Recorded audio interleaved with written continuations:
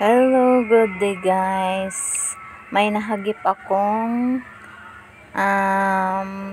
yung magiging paru-paro siya. Ano pa ba yun? Caterpillar sa aking halaman. Ayan guys.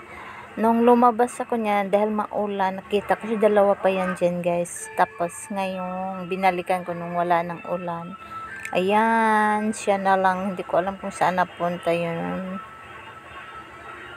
Diyan lang siya sa ano ko, sa mga halaman ko, at may tumubo kasi diyang guyabano. Then nahayaan ko siya. Hindi, sinadya ko talaga yung tinanim diyang mga buto nila guys, tas tumubo.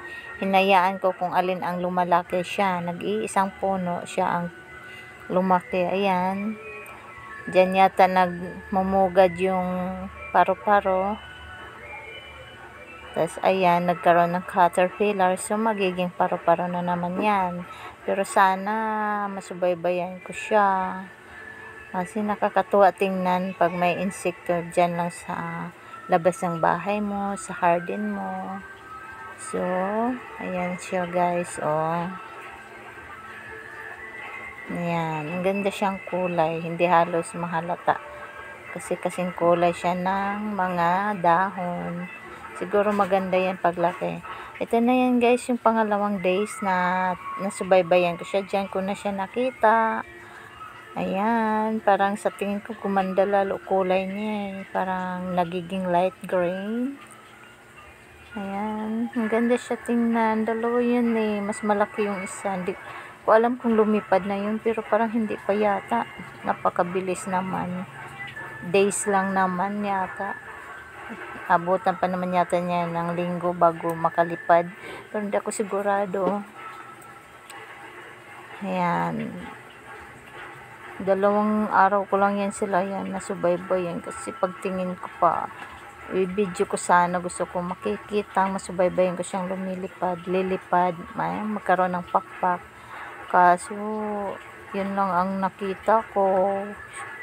Hanggang 2 days ko lang siyang nakita at hindi ko na alam kung saan napunta. Hindi ko rin alam kung pinakialaman. Baka lumipat siya ng ibang dahon or andyan lang nagtago. Hindi ko lang nakikita. Pero maganda sana kung nasubaybayan ko siya guys. Yun, yan ang tanim ko.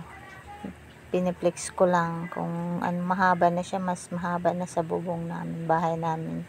Lagpas na siya sa bubong yung mga halaman ko guys. Malaki na kasi masyado at medyo ilang taon na rin yan. Pero itong guyabano parang kailan lang yan siya. Ang bilis na niyang humaba. Ayan. Ayan, caterpillar. Natutuwa lang ako. Gusto ko sanang masubaybayan. Kaso, yan na lang. Hindi ko na siya mahagilap. Baka nagkaroon na yun ng pakpak at lumipad. So, ayan na guys. Thank you for watching. Ayan ang aking mga halaman. Matagal ko na yung inaalagaan guys. Ng ilang